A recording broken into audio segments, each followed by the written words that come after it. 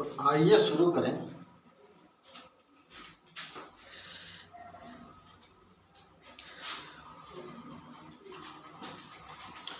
Hindi TET.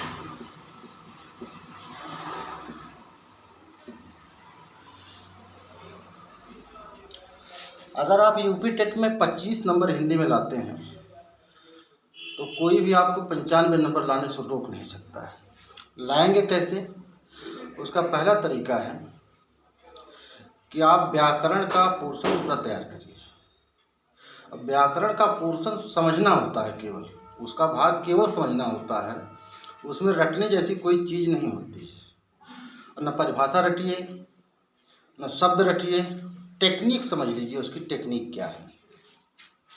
जैसे हम पहले शुरू करते हैं संधि। तो संधि 3 प्रकार की होती है।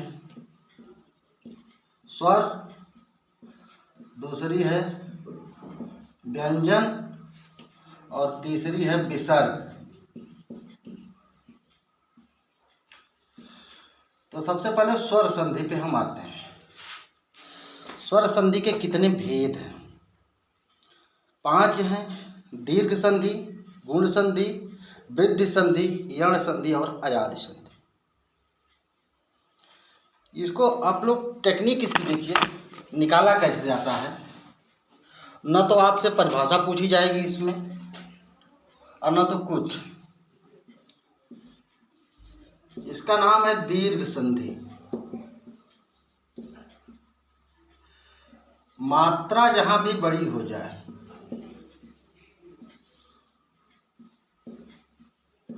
बड़ी का मतलब आ, ई और उ, इसकी मात्रा जहां भी बीच में लगी हो, जैसे विद्यालय,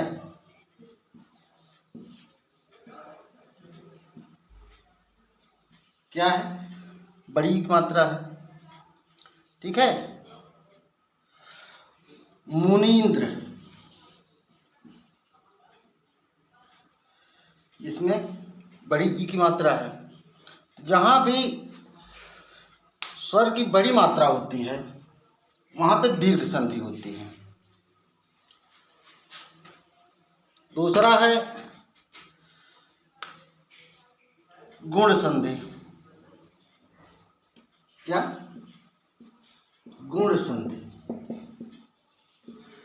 गुण संधि में इसको ऐसे समझिए कि सपाट सीधा शब्द हो लेकिन उसमें गुण आ जाए। कौन सा गुण? ये और वो का, इसका गुण आ जाए उसमें। जैसे देवेंद्र, महोदय,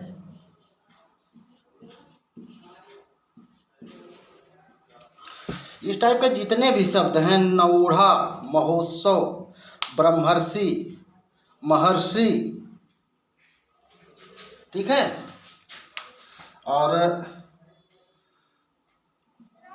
जी, इसको कहते हैं अर्थ। इस टाइप के जितने भी शब्द हैं जहाँ पे एक गुण आ जाए शब्दों के बीच में, रमेंद्र, महेंद्र, देवेंद्र, उमेश, राकेश, महोदय, महोत्सव, ठीक है, वहाँ पे हो जाएगा आपका गुण संधि। ऐसी गुण में जब वृद्धि हो जाए,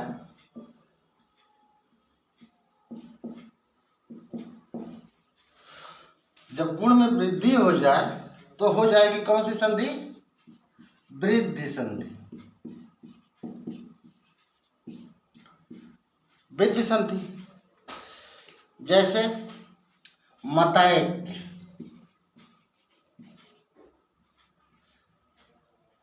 सदैव, तथैव, महौषध, ठीक है।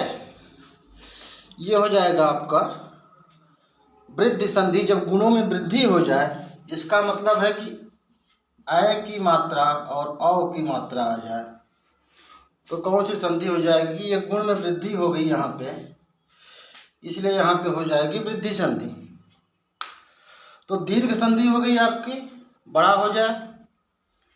गुण संधि हो गई, कोई गुण हो जाए, ए ऐ या अर आ जाए, और उसमें अगर वृद्धि होती है तो वृद्धि संधि हो गई। 3 संधि तो क्लियर हो गई एक चीज से, शब्दों से।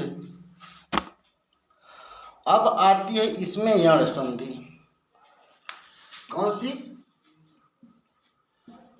यण संधि। यण शब्द से ही लगता है कि कोई बिगड़ा हुआ शब्द है, टेढ़ा शब्द है। तो जितने भी टेढ़े शब्द मिले जिसमें आधा अक्षर आए,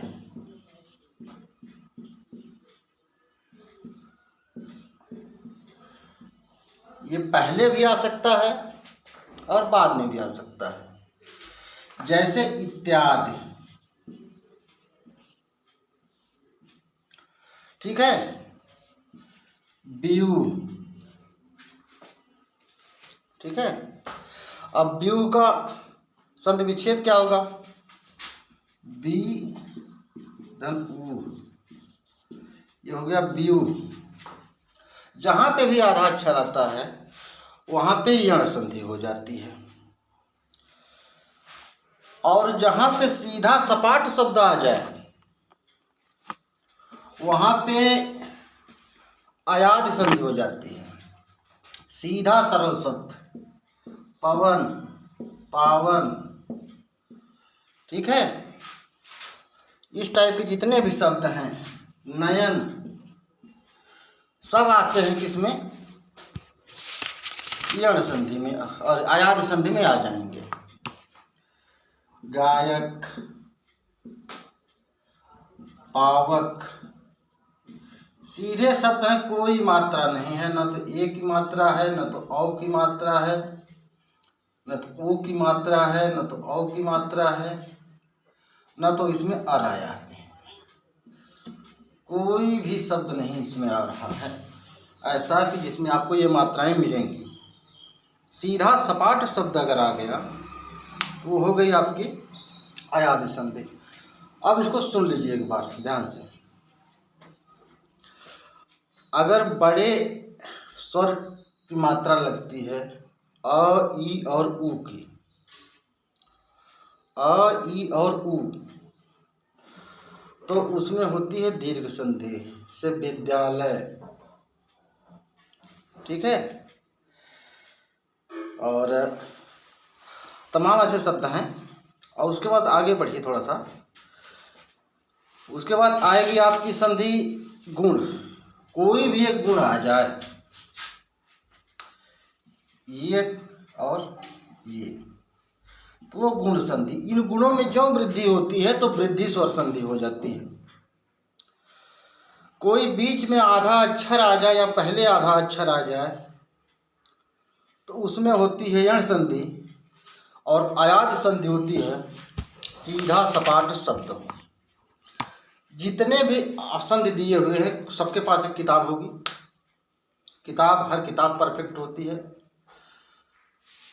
ऐसा नहीं कि किताब में जो लिखा होता है आप उसको पढ़ के सब कुछ कर जाएंगे या नहीं कर पाएंगे, ऐसा कुछ नहीं है। बस जिस उद्देश्य से जैसे लिखी गई, जिस दिमाग से, बस उस दिमाग को पकड़ लीजिए, आपका काम आसान हो जाएगा। संधि तो हो गई जहां व्यंजन जुड़े हों, ठीक है।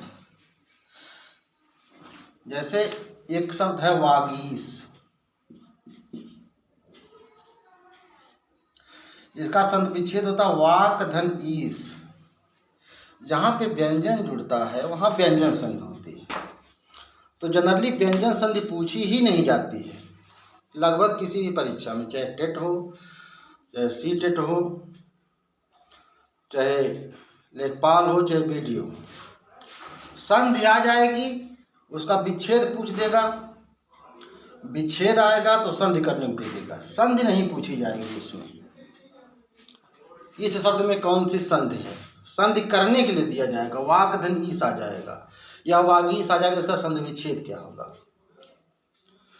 तो व्यंजन शब्द कोई बहुत, संधि कोई बहुत काम की चीज़ नहीं है टेट के लिए, सुपर टेट के लिए। या किसी भी परीक्षा के लिए, एसएससी की, लेखपाल, बीडीओ तमाम हैं। इसके बाद आती है विसर्ग संधि। ये कभी कभी पूछ लिया जाता है, एक आध क्वेश्चन। विसर्ग संधि, तो विसर्ग संधि का सबसे आसान है, इसको कहते हैं विसर्ग। अंग और अह दो ऐसे शब्द होते हैं जिनको विसर्ग शब्द कहते हैं। तो इस टाइप के शब्द कहीं भी अगर आ जाएं तो वो जान लीजिए वहां पे विसर्ग संधि है। जैसे निधन फल, ये हो गया निष्फल। आधा शब्द तो यहां भी आया, लेकिन संधि विच्छेद में क्या है, इसके यहां विसर्ग लगा हुआ है, तो ये हो जाएगी विसर्ग संधि। ये भी जनरली पूछी नहीं जाती है। जैसे एक इसका अपवाद भी है,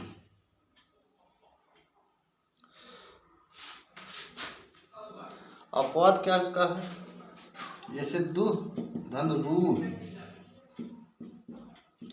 ये हो गया दुरू। एक होता है दु धन ख, ठीक है, ये होता है दुख। ये आपका अपवाद है। एक शब्द ही आपको अपवाद मिलेगा जिसमें आप आराम से बता देंगे कि यहाँ पे विसर्ग संधि है। लेकिन और जितने भी शब्द मिलेंगे विसर्ग में, सब अ की मात्रा के साथ ही शुरू होते हैं। तो संधि का टोटल काम खत्म हो गया। इसको आप लोग एक बार पढ़िए, देखिए अपने उठा करके। जितने भी उदाहरण दिए हुए हैं 15 मिनट लगता है उसमें, सारे उदाहरण उठा के देख लीजिए।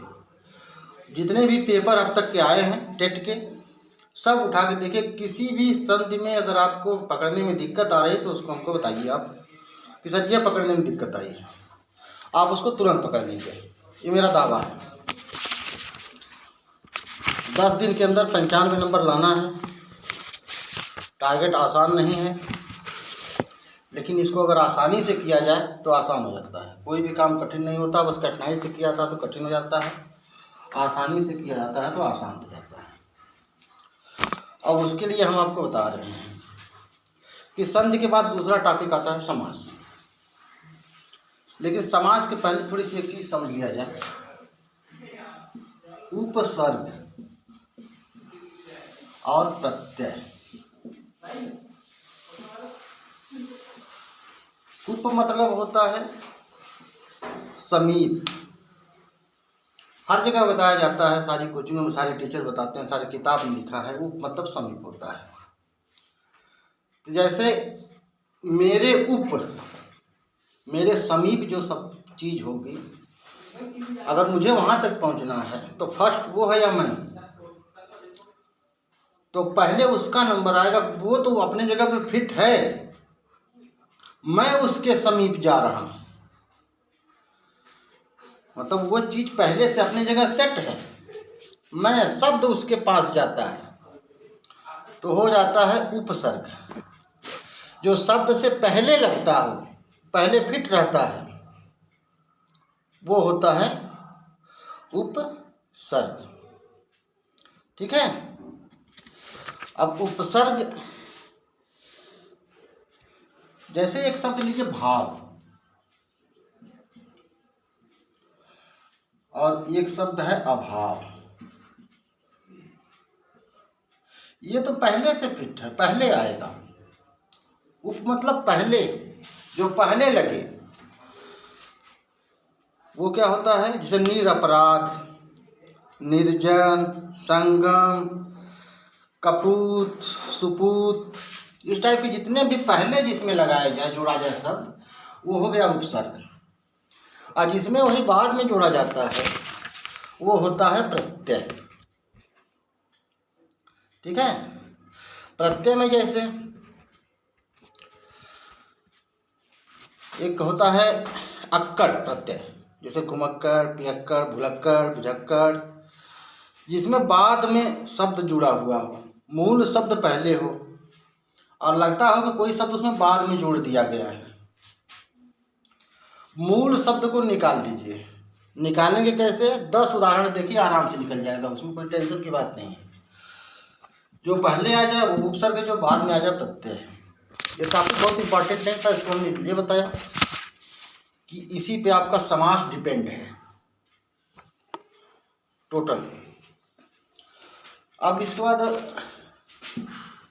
बस 15-15 मिनट आप लोग इस पर कोशिश करिए, और परीक्षा के एक दिन पहले 10 मिनट देख लीजिए पूरा व्याकरण, एक भी सवाल गलत हो तो बताइए। जैसे समास के मुख्य भेद है, जैसे अव्ययी भाव, तत्पुरुष, कर्मधारय, द्विगु, द्वंद्व और बहुब्रीहि। ये 6 समास हैं। अब अव्ययी भाव समास, इसकी परिभाषा पढ़ेंगे। जिसका पहला पद अव्यय हो, प्रधान हो, उसे अव्ययी भाव समास कहते हैं। जैसे प्रतिदिन, इसमें शब्द, मूल शब्द कौन है? मूल शब्द तो दिन है। आजन्म, प्रतिकूल, ठीक है, ग्रामागत, मन चाहा।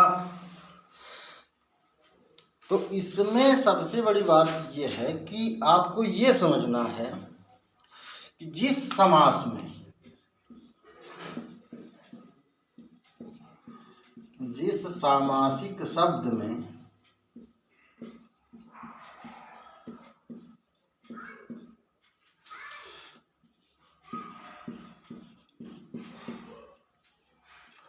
उपसर्ग जुड़ा,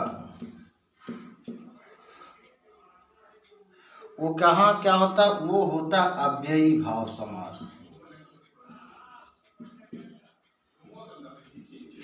प्रथम पद अव्यय हो, ठीक है, अथवा प्रधान हो, उसे अव्ययी भाव समास कहते हैं। कोई रटने की जरूरत नहीं है इसको। जिसमें उपसर्ग जुड़ा हो वो अव्ययी भाव समास हो जाएगा। उदाहरण आप उठा के देख लीजिएगा, आपके पास कोई भी किताब होगी, एक भी शब्द ऐसा मिलेगा जिसमें न जुड़ा होगा, तो फिर इस चर्चा की जाएगी बाद में, ठीक है। दूसरा आता है तत्पुरुष समास। तत्पुरुष समास में क्या है? जैसे उपसर्ग जुड़ा हो, जैसे आपको हम बता दें इसमें, जैसे कुछ उदाहरण, आजन्म, ठीक है,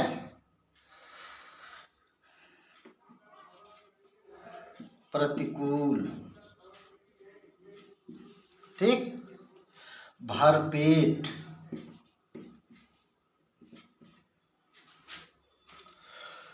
इसके निकालने के 2 तरीके हैं। अगर समझ में ना आए कि पहला शब्द कहाँ जुड़ा है और बाद वाला शब्द कहाँ जुड़ा है, तो इसमें अव्ययी भाव समास में अर्थ हमेशा दूसरे शब्द से लिया जाता है।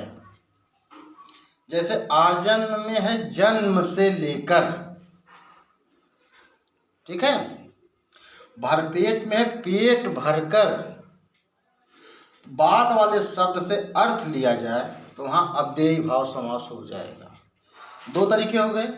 या तो आप इसमें निकाल लीजिए कि उपसर्ग जुड़ा हुआ है, या तो निकाल लीजिए कि दूसरे शब्द से अर्थ निकला है कि नहीं निकला है। उपसर्ग हो गया कंप्लीट। इसका 2 सवाल, एक सवाल हर परीक्षा में पूछा जाता है, वो चाहे कोई भी परीक्षा। दूसरा आ जाता है आपका तत्पुरुष।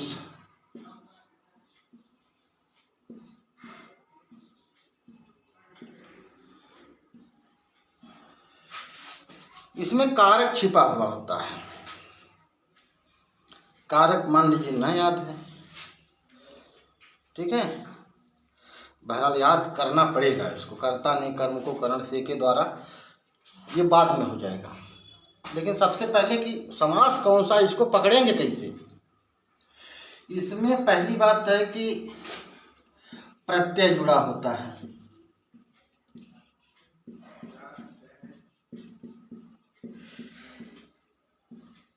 तत्पुरुष समास में क्या जुड़ा होता है? हमेशा प्रत्यय जुड़ा रहता है। ये पहली पहचान है। अगर आप इससे न पकड़ पाए तो अर्थ हमेशा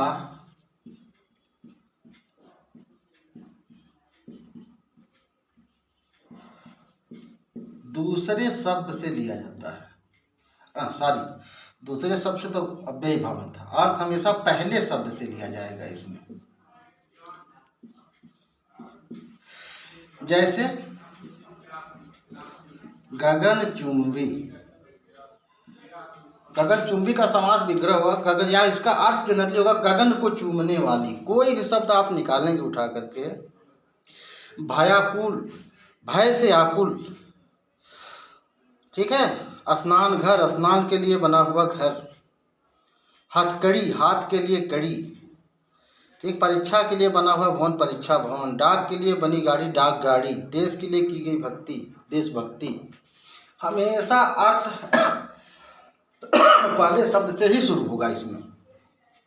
जितने भी उदाहरण हैं उसको उठा के देखिए। कहीं भी कोई समस्या आती है मुझको मैसेज करिए, चाहे यूट्यूब पे करिए या फिर फेसबुक पे करिए, या कहीं पर्सनल नंबर भी हमारा होगा, उस पर आपको कुछ नोट्स अलग से भी दे दूंगा मैं उस पर।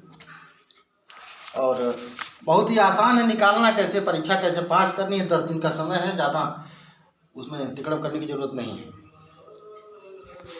अब उसके बाद ये हो गया आपका तत्पुरुष समास।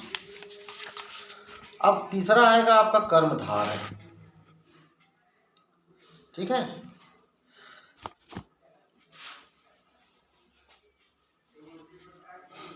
कर्मधारय की क्या पहचान है? जैसे तत्पुरुष और अव्ययी भाव जुड़े हुए थे आपस में, एक पहले जुड़ रहा है, एक बाद में जुड़ रहा है। एक दूसरे शब्द से अर्थ ले रहा है, दूसरा है पहले शब्द से अर्थ ले रहा है। उसी प्रकार से आपका कर्मधारय और द्विगु भी जुड़ा हुआ है, बहुब्रीहि भी इससे जुड़ा हुआ है। अब जुड़ा कैसे है हम बता रहे हैं इसको।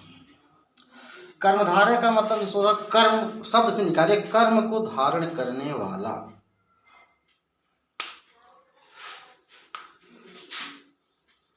कर्मधारय, जैसे कहा जाए कि महात्मा गांधी के समान, जैसे अन्ना हजारे के बारे में कहा गया, बहरहाल क्या थे क्या नहीं थे वो अलग की चीज है, लेकिन किसी की तुलना हमेशा अगर की जाए, तुलना की जाए, या अलंकार में आप पढ़े होंगे उपमा दी जाए, तो क्या होता है वहां पे कर्मधारय समास हो जाता है। जैसे चरण कमल, चरण कमल में हो गया कमल के समान चरण, समान हमेशा तुलना की जा रही है। नीलकंठ, ठीक है, उपमा दी गई उसमें, कैसा कंठ कैसा है, नीला है। महापुरुष,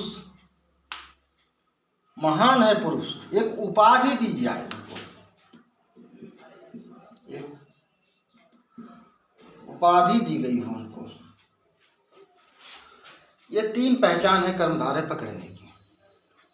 परमानंद, परम हो जो आनंद, ठीक है। अधमरा, आधा है जो मरा। मृग नयन, मृग के समान है जिसके नयन। तो यहाँ पे हो जाता है कर्मधारय समास, ठीक है। अब कर्मधारय समास और द्विगु समास।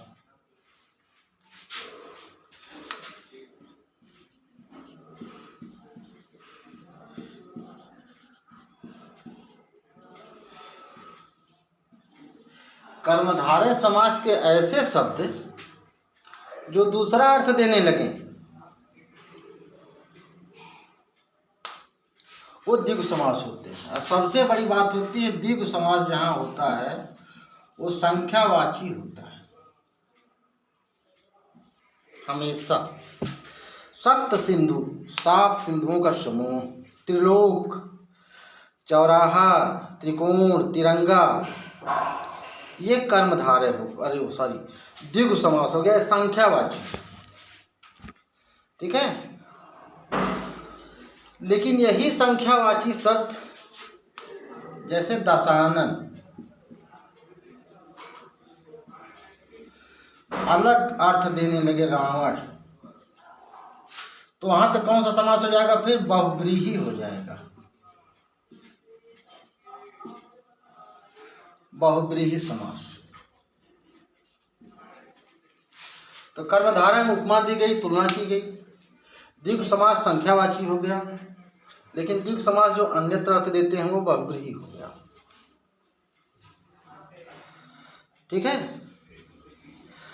द्वंद्व समास होता है, इसमें कहा जाता है कि चार अर्थ है द्वंद्व, जिसमें और शब्द जुड़ा हुआ है।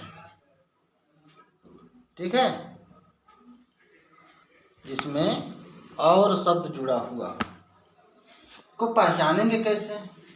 हाँ, ये आप लोग एक काम करिएगा कि जो द्विगु समास है और बहुब्रीही समास, तो बहुब्रीही समास के हर किताब में 10 से 15 उदाहरण दिए रहते हैं, शब्द हैं, उसको आप एक बार पढ़ लीजिए कि ये बहुब्रीही समास है और इसके अलावा सब बहुब्रीही समास नहीं है, वो पर्याप्त है। एक बार दो बार आप देख लीजिए। और अभी कैसे रटा जाएगा, उसको कैसे याद रखा जाता है, उसको हम बता रहे हैं आपको। पहले समास पूरा हो जाए आपका। हाँ, द्वंद्व समास की बात हो रही थी अभी कि च अर्थ द्वंद्व, बीच में च लगा रहता है या और लगा रहता है।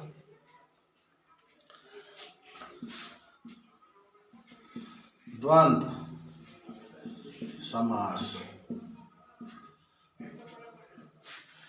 कैसे भैया इसको पकड़ेंगे कि द्वंद्व समास किसमें है किसमें नहीं है, कि पकड़ने का क्या तरीका है? ये तो याद रखना भाई, ठीक है, कठिन है।